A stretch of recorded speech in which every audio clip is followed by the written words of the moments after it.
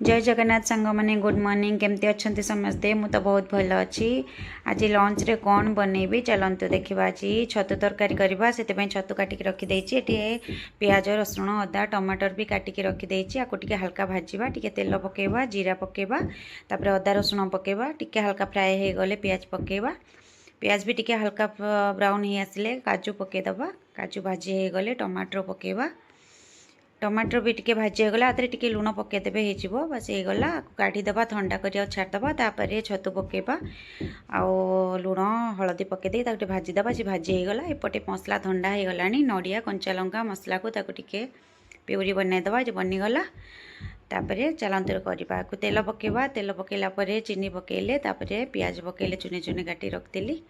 तापर लंका गुंड टे हलदी गुंड पकेबा आपर हलदी गुंडा पकई सारापर मसला जो रेडी कर रखते से मसला को देदवा देखिए तो ड्रिप फ्राए होता बेसी कषिया पड़ोनी अल्प कषिकी गरम मसला कस्तूरी मेथी पकईदबा